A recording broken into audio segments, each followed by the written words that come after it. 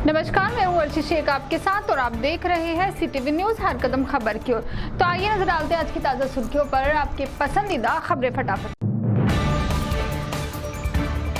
सिलाई का काम करने वाली एक महिला के यहाँ कई महिलाएं कपड़े सिलने आती थी और ये देखकर इस महिला के शिक्षक पति के मन में काम वासना जाग उठी। उसने इन महिलाओं के चेकिंग रूम में एक छेद गिराया और उस छेद से वह इन महिलाओं का चित्रीकरण करता था। देसाईगंज की इस घटना में इस महिला के शिक्षक पति को गिरफ्तार कर लिया गया है।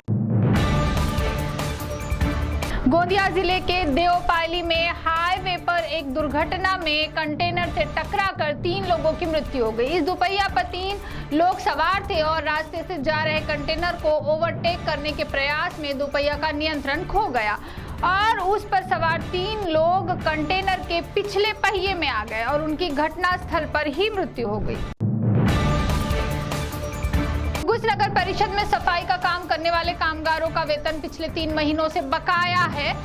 फिर ये कामगार अपने परिवार का पोषण कैसे करेंगे? इस मुद्दे को लेकर यहाँ के कामगारों ने सोमवार को काम बंद आंदोलन किया, जिसके फलस्वरूप मुख्याधिकारी ने फिलहाल इस महीने का वेतन देने का वादा कर इस आंदोलन को खत्म किया।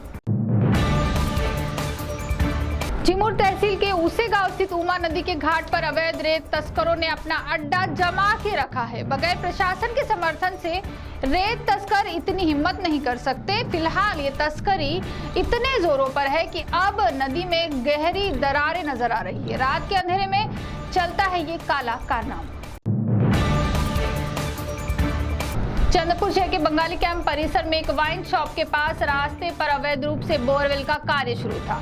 बगैर प्रशासनिक मंजूरी के ये खनन चल रहा था, जिसकी शिकायत प्राप्त होते ही बोरवेल का काम बंद कर दिया गया और इस मामले में बोरवेल कराने वाले तथा बोरवेल करने वाले दोनों पर रामनगर पुलिस थाने में मामला दर्ज किया गया है।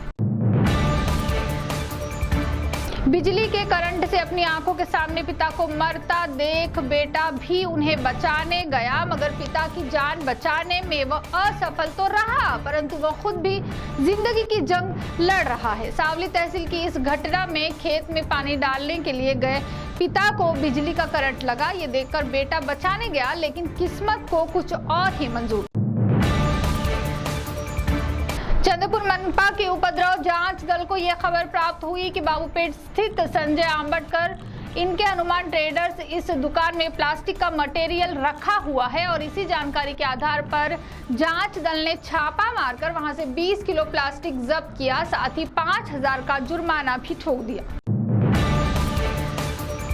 खेड़ा तहसील के गोठन गांव नाके पर रास्ते के बाजू में खड़े एक ट्रक को तेज रफ्तार से आ रही दुपहिया ने जोरदार टक्कर मारी। इस दुर्घटना में दुपहिया पर सवार 2 व्यक्ति की घटनास्थल पर ही मृत्यु हो गई।